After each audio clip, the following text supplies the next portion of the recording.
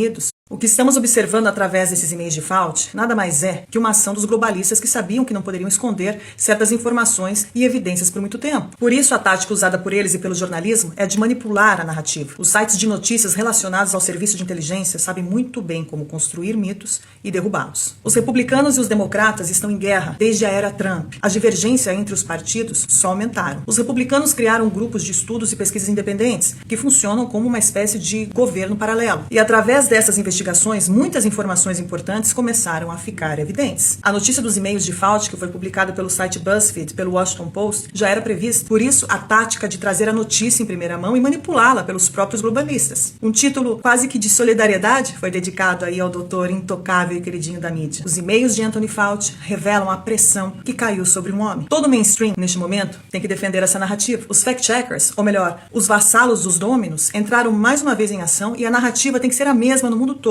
Ou melhor ainda, se não falar nada a respeito. O Tribunal Digital dará sempre a sentença final pelos checadores, encobrindo as mentiras e omissões que o próprio sistema criou para o mundo. Estamos vivendo o gaslighting, uma forma de abuso psicológico com informações distorcidas e omitidas para favorecer o abusador. Fauci conseguiu entrar na mente de milhões de pessoas e, através da sua ambiguidade, foi capaz de dizer tudo e, ao mesmo tempo, o contrário de tudo. Vamos aos fatos. Um e-mail mostra que Fauci sabia, desde março de 2020, que 99% das vítimas fatais de Covid na Itália tinham outras doenças pregressas, mas ele resolveu ignorar essa informação, assim como tantas outras, como podemos ver através dos e-mails. Em agosto de 2020, o próprio CDC admitiu que apenas 6% das mortes eram exclusivamente de coronavírus. Os outros 94% tinham 2 ou 3 doenças já existentes. Mas Fauci nunca se preocupou em comunicar essas informações nas suas aparições nas mídias, quase que diária. Outro e-mail relevante é sobre a origem do vírus. Fauci, desde o início da pandemia, através de uma linguagem caracterizada aí pela arrogância, tentava mostrar a todo custo que o vírus era de origem natural, impedindo que qualquer tese ou informação que mostravam narrativas contraditórias viessem à luz dos fatos. Mas Fauci sempre soube que existia essa possibilidade. Em um e-mail do dia 31 de janeiro de 2020, o Dr. Christian Anderson, professor do Scripps Research Institute, escreve ao Dr. Fauci relatando sobre as descobertas que ele e um grupo de cientistas tiveram sobre o vírus. Ele escreve um e-mail completamente técnico e explica que o vírus tinha características incomuns, onde parecia potencialmente construído. Também escreveu que eles haviam encontrado uma inconsistência no genoma em relação àquelas previstas de acordo com a teoria da evolução e que mais investigações deveriam ser feitas. Curiosamente, 2 meses depois, em março de 2020, o Dr. Anderson publicou o artigo Origem Paradoxal, insistindo que o vírus era de origem natural e que era improvável que o vírus teria sido construído em laboratório. 5 meses depois, o Dr. Christian recebe um financiamento no valor de 1,88 milhões de dólares através do Centro de Pesquisas em Doenças Infecciosas Emergentes do National Institute of Health, de Anthony Fauci. Aqui temos que abrir um parênteses importante sobre o Dr. Christian. Vocês se lembram que no dia 31 de janeiro ele avisou através do e-mail a Fauci que o vírus poderia ter sido construído, certo? Pois é. No mesmo dia, o Dr. Christian respondeu a um Twitter do senador Tom Cotton quando ele levanta a hipótese de um vazamento de laboratório. Christian tweetou dizendo que as análises do senador estavam completamente erradas e que poderiam ser ignoradas por todos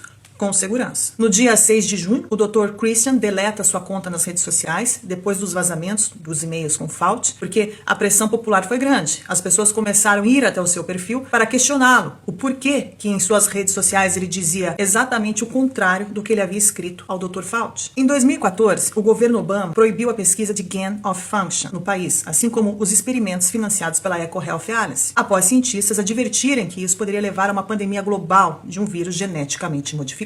Mas a EcoHealth Alliance continuou a financiar legalmente a prática, usando uma brecha aí que permitia a pesquisa em casos urgentemente necessários para proteger a saúde pública ou a segurança nacional. Depois que o trabalho foi interrompido nos Estados Unidos, os chineses seguiram em frente com o projeto e realizaram pesquisas e desenvolvimento no Instituto de Virologia de Wuhan, que foi financiado pelos americanos. A partir do estudo publicado pela doutora Xin Zhenling e Ralph Baric em 2015, fica claro que eles isolaram com sucesso o vírus no laboratório e estavam ativamente experimentando a transmissão de espécies para espécies de um vírus sintético que se replica sozinho. Através deste documento, podemos ver que o Instituto de Virologia de Wuhan estava contratando já em novembro de 2019, através da doutora Xin Zhenling, indivíduos para um estudo ecológico da migração de morcegos e transmissão do vírus. A EcoHealth Alliance é uma organização sem fins lucrativos com sede em Nova York, que tem ligações com a China, Pequim, em particular com Wuhan. É financiada por Bill Gates e podemos ver que ela é a primeira colaboradora do Instituto P4 de Wuhan. A instituição recebeu inúmeras verbas federais milionárias para financiar pesquisas sobre o coronavírus e é também acusada aí de financiar experimentos de gain of function, que são considerados experimentos extremamente perigosos. Segundo informou o Washington Post, essa instituição teria recebido entre 2014 e 2020 3,7 milhões de dólares do National Institute of Health, que é o órgão de Departamento de Saúde dos Estados Unidos, chefiado por Dr. Fauci. Mas através desse documento, podemos ver que a EcoHealth recebeu milhões de dólares dos cofres federais. Peter Daszak, presidente da EcoAlliance, enviou um e-mail a Dr. Fauci no dia 18 de abril de 2020, agradecendo por minimizar publicamente o argumento de que o SARS-CoV-2 poderia ter vindo do laboratório de Wuhan. Fauci, por sua vez, respondeu agradecendo a gentil mensagem. Peter Daszak é um cientista britânico, presidente da EcoHealth Alliance e tem uma ligação muito estreita com Fauci. Ele está entre os signatários de um comunicado de imprensa publicado pela Lancet em fevereiro de 2020, no qual alguns especialistas condenam veementemente as teorias sobre uma possível origem não natural do Covid. Em junho de 2020, ele mesmo publicou um artigo no The Guardian em que chamava a hipótese de o vírus ter sido manipulado ou escapado do laboratório de Wuhan de teoria da conspiração. Peter também fez parte da equipe da OMS que investigou a origem do vírus naquela missão enganosa no início do ano, além de ter elaborado aí um relatório raso dessa missão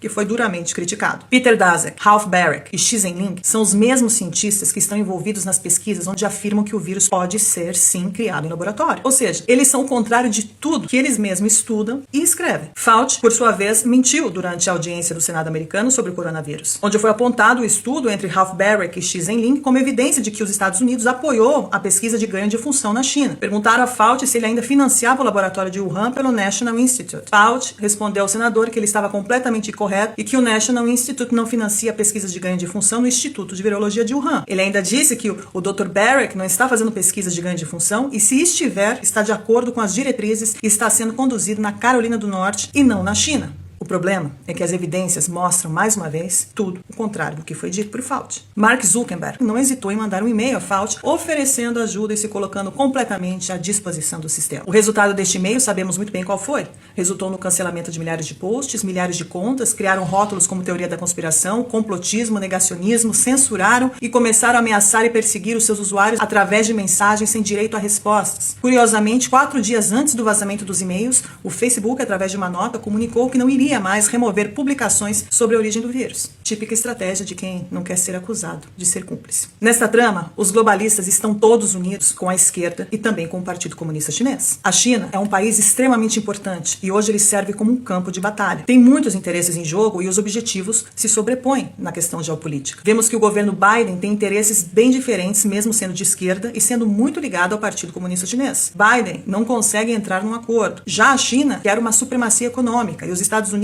seja ele de Biden, de Trump ou de quem for, não quer essa supremacia chinesa. Os chineses começaram a se movimentar no campo militar e esta movimentação começou a incomodar também a Rússia de Putin. Não é por acaso que Putin se uniu à China para fazer cair em desgraça a economia americana. Hoje, o cenário geopolítico internacional tem vários jogadores em campo. Temos que colocar as informações nos seus devidos lugares. As revelações continuarão. De um lado, tentarão de tudo para que a verdade não seja dita. E do outro, terá aqueles que irão até o final para trazer a verdade à tona, custe o que custar. Estamos em uma verdadeira batalha. Mas como aconteceu em 1941, a resistência vencerá.